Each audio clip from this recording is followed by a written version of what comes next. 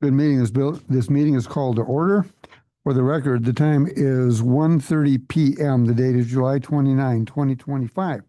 The commission and its staff are appearing from Helena, Montana in the Bollinger Room of the Montana Public Service Commission.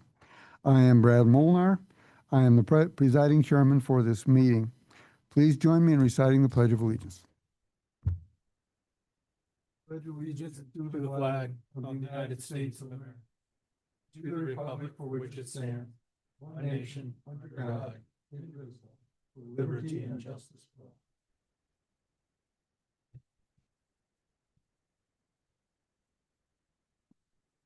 Okay, for the record, the following commissioners are present. We have Commissioner Wellborn, Commissioner Pinocci, Commissioner Fielder, and Commissioner Bukacek. Therefore, we have a quorum. The Public Service Commission welcomes any comment on any item that is on today's agenda or for any matter that is within the jurisdiction of the Public Service Commission. Are there any public commenters in the room? Seeing none. Are there any public commenters online? There are none. We have none. So, announcements, I'm not aware of. I wasn't at the scheduling meeting. Are there any announcements of any kind? Okay, so the agenda will stay as it is. And we're not expecting any late arrivals or early departures. We have before us the minutes of last week's meeting. Are there any additions or changes recommended for the approval for the minutes? Seeing none, do I hear a motion? Mr. President, I move approval of the commission minutes for the week of July 21st, 2025. We have a motion. Is there a second? We have a motion and a second. Is there any discussion on the minutes from 2025? Seeing none, all those in favor, this will be a voice vote, say aye. Aye. Aye. Aye. Aye. Those opposed, same sign. The ayes have it, 5-0. Mr. President, I'm sorry. There might be a correction to the minutes. This will go in your public record. I want to ask, when I made the substitute motion to have that draft order on the North Star matter brought to the commission for this week, did you vote in favor of that? I did not. Okay, then there's no correction needed. I thought you did. No, I'm a curmudgeon of some repute. Thank you. You bet. Okay, so with that in mind, we have before us the items of the commission. The first work session is back at 2020.09.094, commission initiated in the commission's investigation of the rules, practices, and services of North Star Development, LLC, and the adequacy of service to consider issuing an order requiring North Star to provide notice to water outages and estimated time to repair. I see staff is gathered. Who's going to be the lead on this? I'll be presenting, Okay. President Molnar. Grant Fink, carry on. Thank you, President, Commissioners. Good afternoon. In front of you today is a memo that explains staff's recommendation as to whether North Star's temporary cessation of water service on July 1st, 2025, or subsequent implementation of more stringent outside water restrictions constitutes a violation of Montana Code Annotated 69-3-201, which mandates that public utilities must provide reasonably adequate service and facilities. In summary, staff recommends that finding North Star's temporary cessation in water service on July 1st was not a violation of its duty to furnish reasonably adequate service and facilities. North Star responded to the problem promptly and had water service restored in approximately 30 minutes. The electrical short appears to have been unexpected and unavoidable. Rocky Mountain operators, acting on behalf of North Star, made arrangements the same day the electrical short was discovered to have it repaired. In staff's opinion, the steps North Star took to address the electrical short and its resulting effect on North Star's water service were reasonable. Staff concludes the water restrictions North Star put in place as a result of the two pumps being inactive were not a violation of its duty to furnish reasonably adequate service and facilities.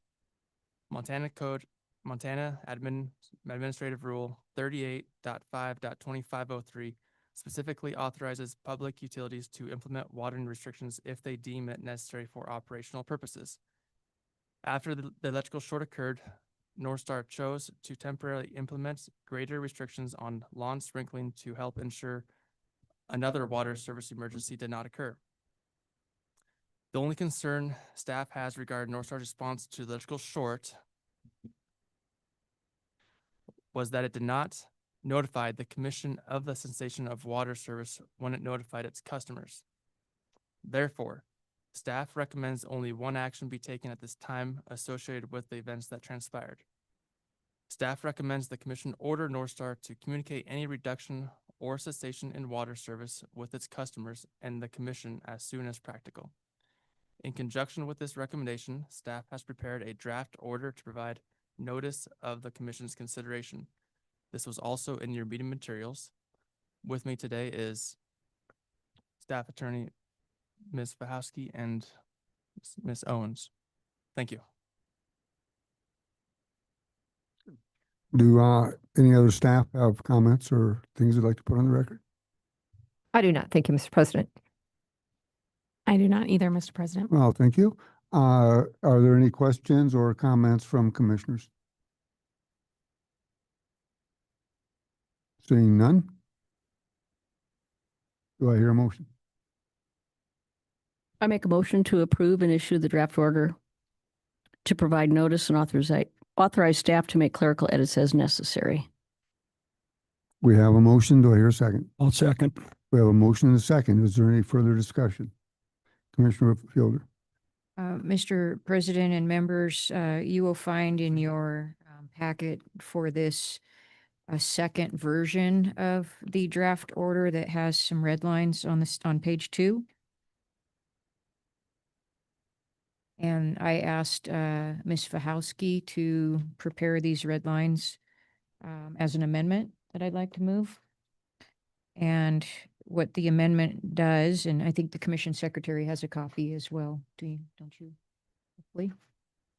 I do, and I added that amendment in your binders. It has a red flag on it. So everyone should have it. There's just a few minor edits, changes that I'm going to move, and that is the way the order was written.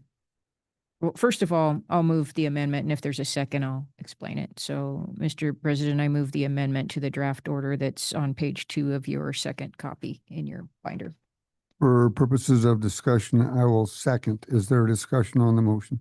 Thank you, Mr. President. So what the amendment does is the way the order was written, it was strictly requiring this notice after an outage occurs. And I thought that the notice should be given if they were expecting an outage too, so they could give people advance notice. So this just adds the word that anytime North Star expects or experiences an outage, that they would provide the notice. So they know something's coming, they should give notice. And if they are aware that something has happened, they should give notice in both instances. Is there further discussion on the amendment? Seeing none, the motion has been made and seconded, and there's no further discussion. All those in favor of Commissioner Fielder's amendment, say aye. Aye. Aye. Aye. And those opposed, same sign. The ayes have it 5-0. And then we're back to the main motion now. You made the motion. Did you want to lead off? Wanted to speak to my motion. Please. So the Public Service Commission, we've been involved for 5 years in this very painful history of North Star customers and what they've been through. I think it's a safe statement to vouch for all of us at the PSC that we have a deep sympathy for what must be like to be without life-sustaining water. This incident we discussed today, fortunately, was only 30 minutes long, but we know North Star customers have had much longer periods without water or with harsh limitations of water. North Star customers are tired and beyond frustrated. These longer-term issues will be addressed in more detail at next Tuesday's meeting, so I'm hoping this discussion will be limited to what has occurred, what started July 1st, 2025. As the draft states, not every interruption in service constitutes a violation. Unexpected and unavoidable glitches like this electrical short do not constitute a violation of Montana Code Annotated 69.3201, especially in light of the fact in this case that RMO took same-day action to rectify the problem. Furthermore, based on Administrative Rule 38.5.2503, North Star's watering restrictions are not violations of Montana Code Annotated 69.3201. I further agree with staff in the paragraph at the end of page 4, just above the recommendations. The only concern has to do with the response to the electric short, that it did not notify the commission of the cessation of water service when it notified its customers. The commission learned of the cessation of water service through the customer's complaints it received, leaving our staff unable to provide essential information in response to the customer complaints. So I consider this portion of the North Star saga to be straightforward, and I stand by my motion to approve staff's recommendations. Remind me, are we waiting on a second? Has there been a second to your motion? No, Mr. President. Okay, is there a second to the Seconded motion? it. Oh, that's right, that's right. Okay, so we've had a motion, it's been seconded, the amendment has been adopted. Is there any further discussion on the original? Sir? Thank you, Mr. President. So I'm not going to support this today, and I want to explain why. When you have several wells, to encourage redundancy, I would like one pump on a separate circuit than the other pump. If you have 4 wells, I want those separated. That way, if you have a short in the system, you still have pressurized water.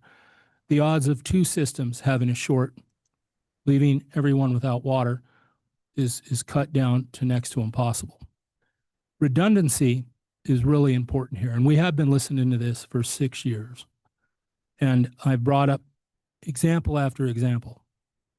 In my opinion, to have all the wells on one circuit is ridiculous. You separate those. That way, if a pump shorts out or we have a failure, the whole system's not down. The pressure may be lower, but you're able to get the system up and running fully without losing water pressure, okay? Now, on the farms, this type of thinking happens all the time. You don't want everything on one circuit for that very reason, because pumps burn up and you still have water, and you want a pump on hand to replace very quickly. Now, 30 minutes is a great turnaround time. I don't disagree with that. But if we simply would have had the wells wired separately on 2 different circuits, this would have prevented the outage. And this is the type of thinking I want to encourage, and I have been trying to encourage. So I won't support it for that reason. I'm trying to encourage some common sense, good design ideas that avoid the outage altogether. Thank you. Thank you, Commissioner Panucci. Is there any further comment on the motion before us? Mr. President, Yes. I'm just curious. I'm not understanding. Maybe Commissioner Pinocci could explain. So you're opposed to having the utility notify customers when they're expecting an outage or when there is an outage? No, that's not what I'm doing here.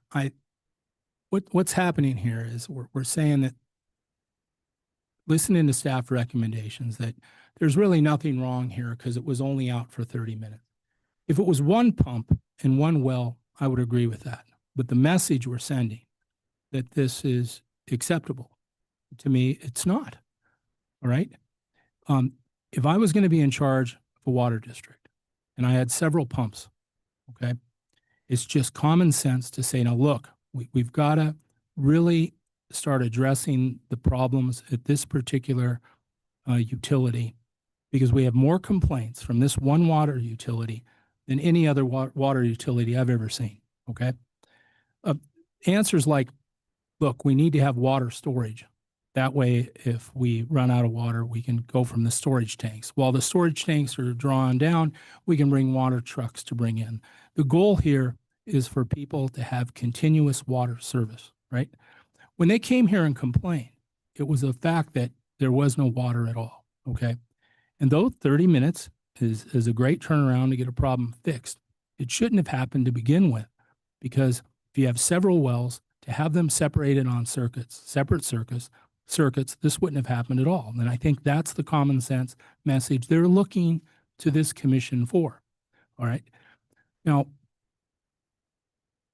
I'm committed to saying we have to have some real answers to address these problems. And this is one that can be done fairly quickly, where we separate these wells to have their own independent circuits, and this problem won't happen again. And I think that is what the residents are looking for. So that is why I'm voting against this today. Thank you. Okay, thank you, Mr. Chairman and Commissioner, for answering my question. I'm going to support the motion. I mean, this issue is, this motion today is isolated to one thing and one thing only, and that is the utility being required to provide notice to their customers and to the commission when they are expecting an outage or when they're experiencing an outage. And they have not been very proactive in informing their customers properly. We've heard this complaint a number of times throughout the last several years. And so I think this order today is another step in the right direction. You would think the utility would just know that they should do this, but apparently we have to tell them. So I'm going to support the motion that requires this utility to exercise proper protocols that any reasonable company would be expected to do, and that is notify their customers if their water is going to be shut off, and if their water is shut off, to notify them when they expect it to be back on. Thank you, Mr. President. I'll jump in here, Grant. Can you please advise me on this? Would this issue be properly amended into next week's work session, where we could talk about it a bit more holistically so far as preventing problems? And further, as long as I got you here, would this not be a zoning question when they're applying for their subdivision, that the city or the county, somebody would say that pumps will be on separate service? President Wilner, would you clarify your question regarding your amendment and what? I don't have an amendment. For that? Discussion from Commissioner Pinocci, who knows a lot more about wells than I do, is that it makes sense that they would be on separate service. And I would have to agree that that makes sense to me. I'm not a pump guy, but it makes sense. So in next week's work session on North Star, would it be possible to do an amendment that he could offer that goes into this, or is that not into a prevention mode and would not be proper there? Mr. President, if I may take a stab at answering your question. As you all know, that next week staff will be presenting its memo and its recommendations regarding the penalties to be imposed against North Star. One of the reasons that the commission elected to impose penalties against North Star is because of their failure to provide reasonably adequate service. As I understand what Commissioner Pinocci is saying, certainly that would be a topic for discussion in conjunction with what is an appropriate penalty amount. So I think that is a fine place, Mr. President, Commissioner Pinocci. If you want to have that discussion, I think it would fit well in what we plan to present next week. Okay. In which case, Commissioner Pinocci, I would ask that should your, I don't think you made an amendment, but should your concern not carry, perhaps you could work with Grant or others and see if you can draft an amendment that would fit within the title of that. And if not, you can open one, for the week after. So, sure. All right. I understand what Commissioner Fielder is trying to say here. Let me approach it from this angle. What I'm hearing staff say is, hey, 30 minutes is acceptable. And I'm saying it is if you just had one pump and one well and one circuit. But I'm trying to tell you that 30 minutes is not acceptable. When you have multiple wells, you have multiple circuits, and then if one shorts out, the other wells are still active. There wouldn't have been an outage at all. So I'll be a little bit more clear. 30 minutes is not acceptable because they should have had the wells on different circuit breakers, and the odds of two wells or more shorting out at the same time is next to impossible. Now, I'm pretty sure other utilities like Northwestern Energy, for instance, they think about this sort of thing, They have these protocols in place. In case there's a failure, there's a backup plan. We avoid the outage altogether. And this is what I'm trying to say. Okay. I don't think the 30 minutes is acceptable because they shouldn't have had the wells wired together on one circuit. Now that's my point of view. And I'm looking at these ratepayers, these residents, and they're dependent on me to say something that has some weight to it. The number one complaint at the Public Service Commission is an outage. There is no electricity. There is no water, right? There is no natural gas service, right? So that's what I'm trying to point out here. It's unacceptable for 30 minutes. It wouldn't have happened if they had those wells wired in on separate circuits. And that's what I'm trying to point out. Okay. And I'm not being disrespectful to anyone. Somebody needs to hear a good, solid answer. And that's what I have. Thank you. Mr. President, Please. thank you, Commissioner. I understand what you're saying. I think what you're referring to is the staff's memo and their opinion expressed in the memo about whether that time period was reasonable or not. But the order doesn't go into that. The order is simply requiring North Star to give the notice. So I just want to make sure you understand that a vote for the order doesn't condone what North Star did. It doesn't acknowledge that North Star acted timely on that date. This order doesn't go into that. It's completely separate, as I understand it. Is that correct, Ms. Bowsey? Yes, that's correct, Vice President Fielder, President. So the order isn't saying that what they did on that date was okay or anything else they did was okay. It's just simply saying we have a communication issue with North Star providing notice to its customers, and the order requires them to be better about providing that notice. So it's separated. Mr. President. Commissioner Bukichek. So we've had this discussion before, whether to do this today or to do it next week. So this is not a new consideration. This can be considered separate. And I was hoping to, because it's so straightforward, I was hoping that at least today we could avoid grandstanding and also accusing the staff of not doing a good job. You know, you said that they should have done something different, or that they don't really think 30 minutes is a big deal. That statement was made today, and that's incorrect, and it's abusive. I was hoping for those kind of statements that we could do them all next week and make this simple and straightforward. That's why I gave my opening comments the way that I did. Commissioner Pinocci. All right.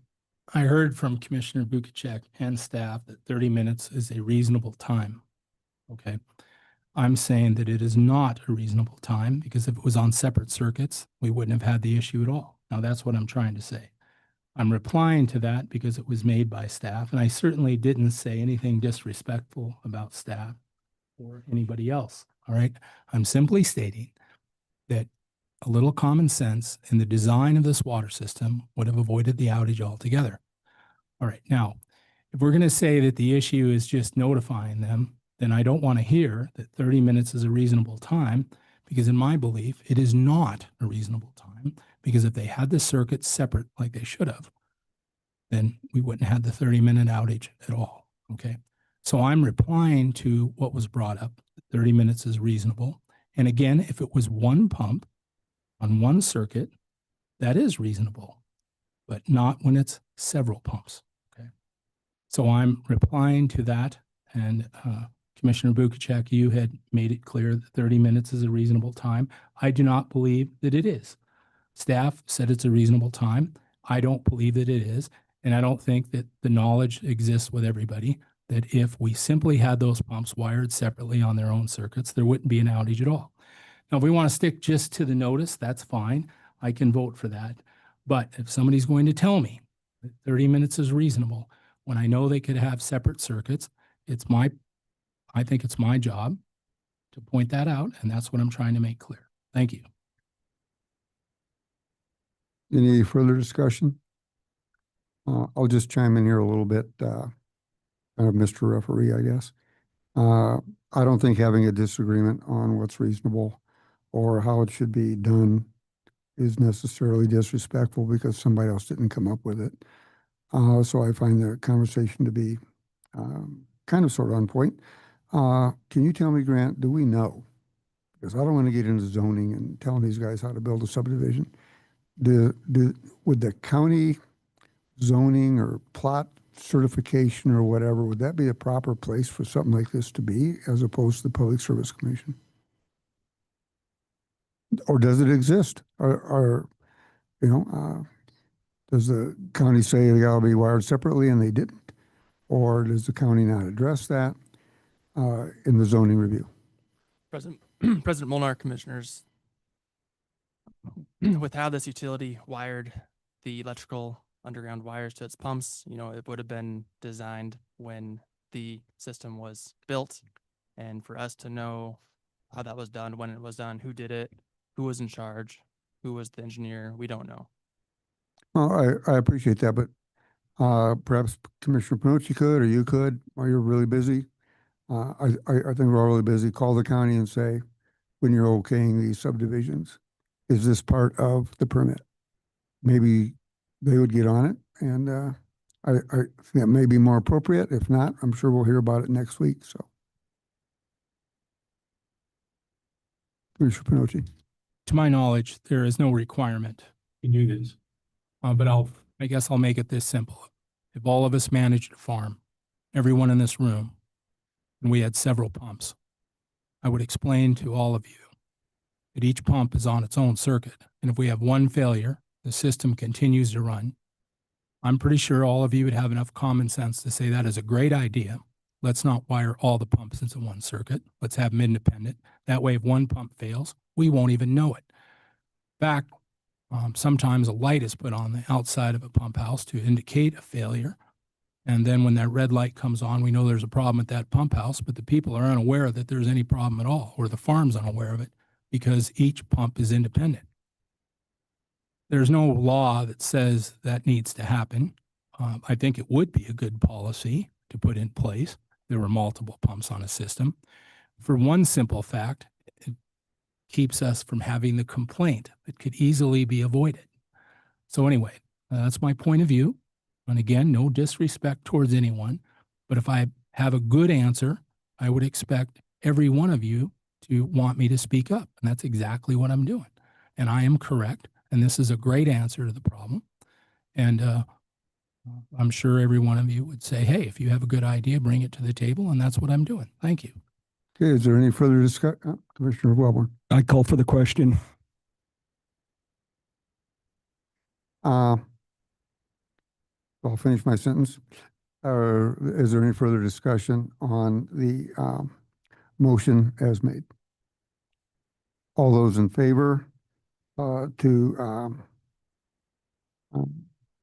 approve and issue the draft order to provide notice and authorization and authorize staff to make clerical edits as necessary will say aye. Aye. Aye. Aye. And those opposed? Motion carries 5-0.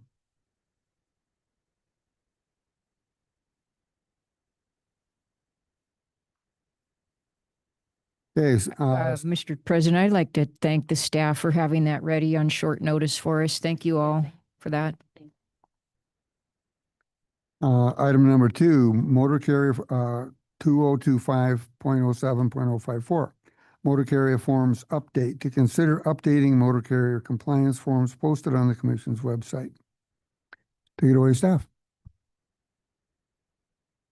Good afternoon, Commissioners. My name is Amanda Webster, and I'm a staff attorney with the Commission. I'm joined by Katie Sheard from the Commission's Regulatory Compliance Division. Before you are updates to 6 proposed motor carrier forms that are available on the Commission's website.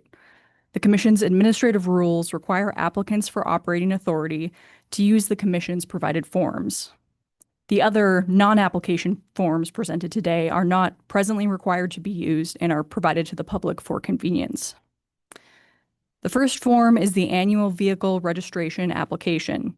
Motor carriers are required to pay an annual fee to register each vehicle used in providing regulated service. This form has been updated to improve clarity and better conform with the Commission's administrative rules. Second, staff proposes separate application and protest forms for matters involving certificates of public convenience and necessity for Class A and Class D services. This proposal comprises 4 updated forms. As you may recall, Class D service is interstate commercial transportation of garbage. Class A service that requires a certificate of public convenience and necessity is interstate commercial transportation of property with or without persons between regular routes, charging either station to station or mileage rates. Staff's proposed application forms incorporate application instructions which were previously on a separate form to streamline the application process. Staff also propose updates to the application forms to ask for the specific information the Commission needs to evaluate an applicant's fitness and eligibility for a certificate of public convenience and necessity. Finally, staff propose updates to the unauthorized service informal complaint form. These changes better clarify the purpose of the form and ask for the specific information our regulatory compliance team needs to investigate complaints. Most complaints regarding unauthorized service are successfully resolved through the informal complaint process described in this form. Staff recommends approval of the draft updated forms and requests authorization to make further ongoing edits as necessary to improve clarity, formatting, and/or accessibility of the forms. Staff intends to explore making the forms into editable PDFs. Staff also plans to propose another work session in the coming months to update the remaining motor carrier forms available on the Commission's website. Thank you for your time, and we would now be happy to take any questions. Are there any questions of staff by commissioners? Mr. President, thank you.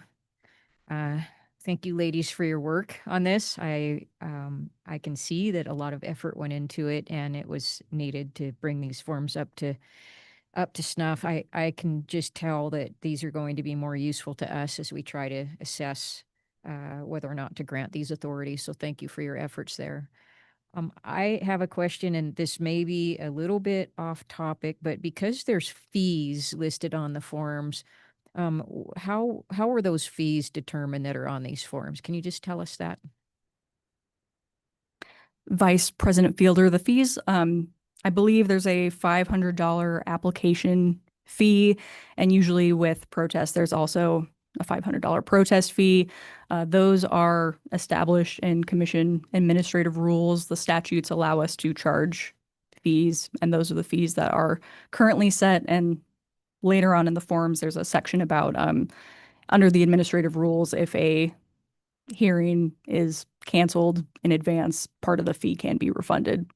Okay, so the fee amount is set by the commission through administrative rule, but the ability for the commission to do that is authorized in statute. Is that correct? Yes, Vice President Fielder, that's correct. Okay. Just a note for the commission while this topic is on our radar. The fees that are being charged for the PCN applications do not come anywhere close to covering the cost of conducting the hearings. We are required to conduct those hearings in the district where the applicant is planning the service. But boy, to have commissioners and staff travel and arrange for a meeting room and lodging and all of that is far more expensive than the fee from the applicant and the protestant. So it might be something we want to look into, because I believe right now that the utility customers are paying for these proceedings more than the actual customers that are being served by the proceedings are. So I think we've got some disparity. And it's something we put into our strategic plan to look at. Cost causer is cost payer. So just something I think we should keep on our radar and maybe elevate a little bit on our radar in terms of trying to make sure that those PCN proceedings actually do cover the cost of the proceeding. But with that, I do support the motion for the forms. Thank you. Is there any further discussion? Mr. President, I don't think we've had a motion yet, by the way. It's still staff interaction. Sometimes we talk, well. Right. I referred to a motion, but that motion does not yet exist. Okay. Seeing no further discussion with staff, is there a motion? Mr. President, I'll move that we adopt the updated forms and authorize staff to make further ongoing edits to the forms as necessary to improve clarity, formatting, and accessibility, including making these fillable online. Thank you, Mr. President. Is there a second to the motion? I'll second. We have a motion, we have a second. Is there further discussion amongst commissioners? Seeing none. All those in favor of that motion will signify by saying aye. Aye. Aye. And those opposed, same sign. Motion carries 5-0. The third issue of the day is docket number 2025.07.071, City of Livingston. City of Livingston's application for Class D certificate of public convenience and necessity to consider whether to grant the City of Livingston temporary operating authority for 30 days without notice to transport municipal solid waste from the Livingston Transfer Station to Logan Landfill. Staff.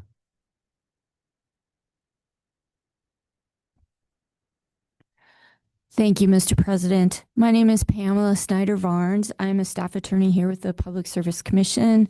And with me again is Ms. Katie Sheard from our regulatory compliance team.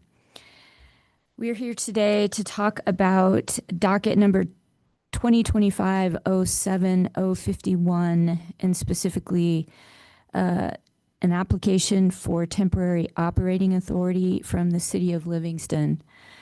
On June 24th of 2025, the city submitted an application for a Class D certificate of public convenience and necessity, and along with that, an application for temporary operating authority.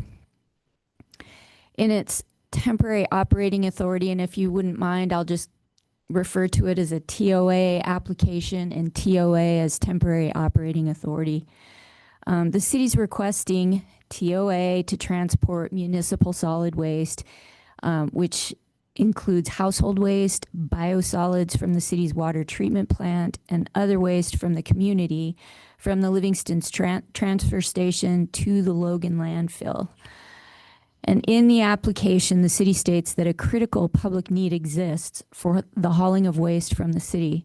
The city is contracted with a private carrier, Republic Services, but their services become unreliable and it's subject to disruption. The city's operated without a contract from Republic for 2 years, and the city retains its responsibility to ensure public health and safety, and the ability to haul solid waste is critical to that mission.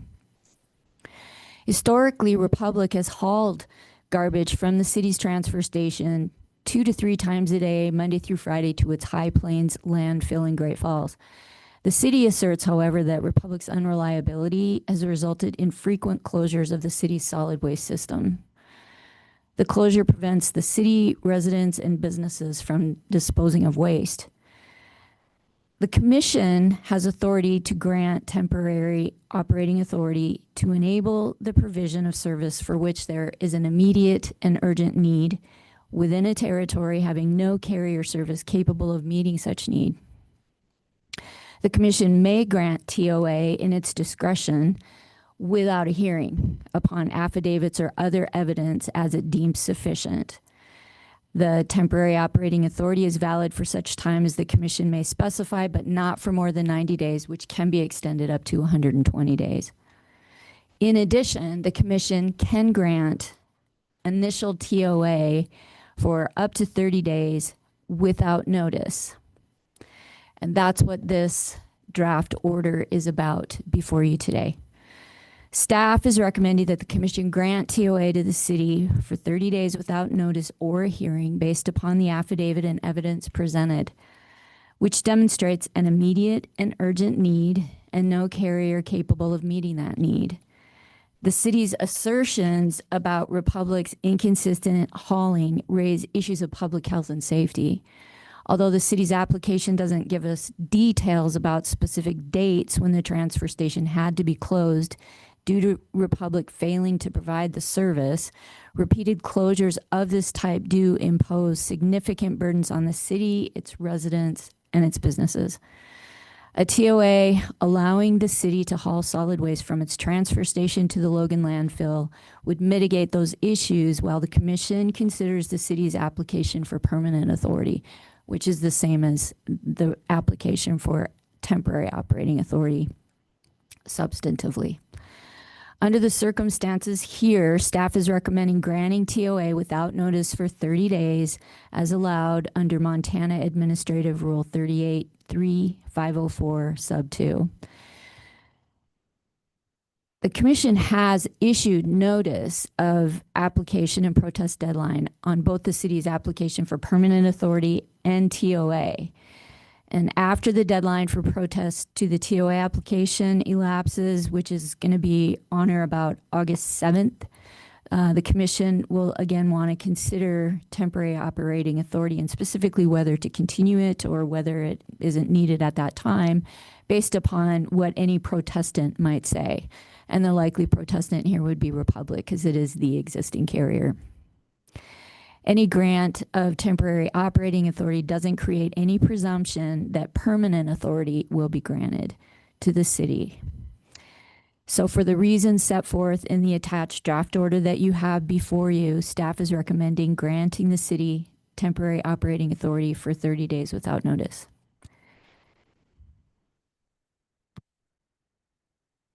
Thank you, Mr. President.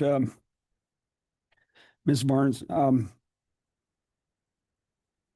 I'm guessing the reason behind you and I touched, I mean, you kind of helped educate me a little bit earlier last week about if I understand it right, what triggers the need for authority, whether it's temporary authority or having regulatory oversight to begin with on a municipality is because there must be somewhere doing it for a fee with people outside of their jurisdiction. And that's what puts them kind of in the space of having to have authority with. It's a bit of a two-tiered analysis really with respect to a city the size of Livingston. The Motor Carrier Act, which regulates garbage haulers here in Montana, has definitions of motor carrier and person and corporation. And basically the definition of motor carrier includes any person or corporation hauling garbage for hire. The Act has a whole separate section of exemptions from its coverage. And in that list of exemptions, there are a number of local government entities, including municipalities of 500 or fewer than 500 residents, school buses, ambulances, city or municipal transportation systems. And so because the legislature chose to do specific exemptions for these particular local governmental entities, there's a principle of the law that basically says that when the legislature chooses to exempt certain entities, then other similar entities that were not exempted, you can basically presume that the legislature intended to include them. So with regular sized cities and with counties, Commissioner Fielder, because they were not specifically exempted from the statute, like small cities of 500 or fewer residents, it's relatively safe to assume that the legislature intended to include other local governmental entities under the Motor Carrier Act, because the purpose of the Act is to regulate carriers of garbage for the benefit of the public and to meet the public need. And so that's the idea there. Now, when there is another rule of construction called the primary business rule, and the primary business rule has its own set of administrative rules under the commission's purview. And under the primary business rule, if a hauler is hauling garbage and it's incidental to that hauler's primary business, then its hauling of garbage is not for hire under the Motor Carrier Act. That type of carrier is exempt from the Act. And There is an old 1995 declaratory ruling that was issued by the commission involving the city of Helena. Very similar facts on some level. The city had a transfer station and they were hauling garbage from their transfer station to the county landfill. And they allowed people other than within the city limits to dump garbage at their transfer station, and then they hauled it to the county. And the way the commission ruled on the question of whether the city had to get authority, a CPCN, to haul garbage from their transfer station to the county dump was the fact that the city accepted garbage from other than its own residents. Any garbage hauled for its own residents was considered, and the city argued this and the commission agreed, just providing a governmental service within their jurisdiction for their own citizens. But to the extent they also accepted garbage from others for a fee and then hauled it to the dump for a fee, they were making money. It was for hire, and it was considered a significant enterprise itself, which is an exception to the exception under the rules. Very similar situation here. I told the city of Livingston about this law, and they filed an application for temporary authority accordingly. Rather than saying, you don't have jurisdiction over us, they basically conceded it by filing their applications. So yes, it is the commission's position that the city of Livingston is subject to regulation by the commission. Thank you. Sorry for that lengthy explanation. I appreciate the educational component. Thank you. Any further questions or comments? Mr. President, yes, thank you. I appreciate the explanation. It was a helpful education, I think, for all of us. I did have one question about the interpretation of the exemption, and I just want to make sure I understand. I don't think I understand you clearly, and I want to make sure I do. So you cited an exemption in the Motor Carrier Act of where the legislature specified municipalities of 500 or fewer residents are exempt. And so what were you saying about the presumption that can be made for that and how that might apply to other entities? It is a little confusing, but it's a principle of statutory construction. It's a Latin term, ejusdem generis, I believe. And the principle is that when a legislature chooses to exempt certain parties within a particular kind of class, but not others, that it's presumed that all of the others not specifically exempted are intended to be included within the statute and not exempted. And so because the legislature exempted teeny towns, 500 or fewer residents, and other local governmental entities, and because the purpose of the Motor Carrier Act is to regulate motor carriers who haul garbage, and honestly, counties and cities do this all the time. We do have other local governmental entities that do it, some of whom are under CPCNs and some who are not, is my understanding. But because these local governments act like a motor carrier, City of Livingston is hauling garbage not just for city residents, but for residents of the Paradise Valley and others in Park County outside of the city limits. And so they're basically providing garbage hauling for hire. It's a commercial enterprise. They're acting just like Republic, and the proof of the pudding there is that the city wants to do what Republic is currently doing.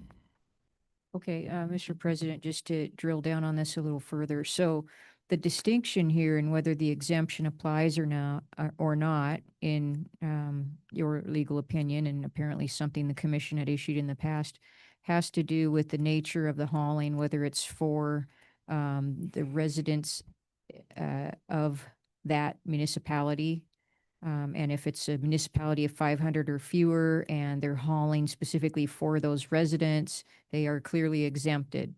But if they're a municipality of 500 or fewer and they're hauling for other residents outside of that 500, outside of their 500 residents, then they ventured into the enterprise aspect of hauling.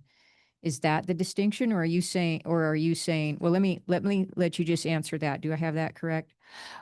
Well, actually, the city of Livingston is quite a bit bigger than 500, so this isn't really that precise question.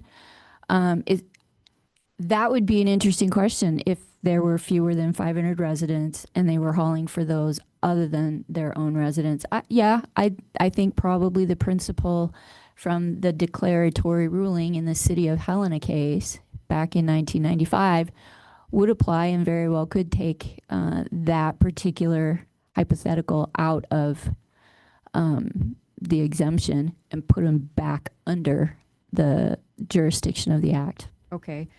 So it seems, I think we agree and understand that if a municipality is hauling garbage for people other than their residents, then it's the impression of the commission that they come under the commission's jurisdiction for regulation. Is that correct? That is correct. Okay. But if they're hauling only for their residents, they don't come under jurisdiction of the commission, regardless of how many residents they have? Well, if there's anything I've learned since I've been here, it's that these cases are very fact specific and you're applying both the exemption in the first place and then you're applying the primary business rule. And I think the commission always considers the specific facts of each case. But generally, I think you have it right, Commissioner, in the sense that if a governmental entity is providing a service not to their own citizens, what is that?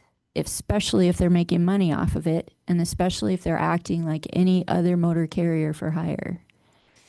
Okay. You know, is it incidental to their primary business of providing a general service, or is it a commercial endeavor subject to regulation by the commission? That's the question. Okay. Mr. President, I think I could probably find out more information on this with staff offline, but for today's issue, I think we're just dealing with the city of Livingston, so I will stop my questioning. Thank you. Okay, any further interaction with staff? Do I hear a motion? Whose district is it? We had a hearing, Mr. President, between Commissioner Molnar, myself, and Jeff Wellborn, Commissioner Wellborn, because it is in all three of our districts. And I want to point out that there was some complaints that should be noted. Seemed like the utility said that the service failure had to do with weather, but what came out in testimony was that there was no service without any bad weather and clear roads in the middle of summer. So it wasn't really weather related. It was far more serious than that. Also, another thing that came out that was important is people are been asked to bring out their containers on the road, actually physically being in the way of traffic or near traffic. The question came up, if a car hit one of those containers, who would be liable, the utility or the landowner? Looks like the landowner would be. And I think there were some real safety concerns, how far those containers and how near they should be to the road. What made things even more complicated is if the wind blew the container over, it was then on the road, which was causing traffic issues. So I think there's a lot of issues to talk about, but I will make a motion to support staff recommendations. Thank you. Okay, we have a motion to consider whether to grant the city of Livingston temporary operating authority for 30 days without notice to transport municipal solid waste from the Livingston transfer station to the Logan landfill. Do I hear a second? I'll second. And Commissioner Wellborn has seconded. Is there any further discussion amongst commissioners? Seeing none. All those in favor of the motion that was just made signify by saying aye. Aye. Aye. And those opposed, same sign. Ayes have it 5-0. So, seeing nothing further along those lines, and I'm not aware of any announcements for the upcoming meetings or special PSC events the public should be reminded about. Anything come up in scheduling? Okay, none. Okay, the date of the next business meeting is scheduled for Tuesday, August 5th, 2025. Seeing no further business to come before the commission. For the record, the time is 2:25 p.m. on the day of July 29th, 2025. This meeting is adjourned.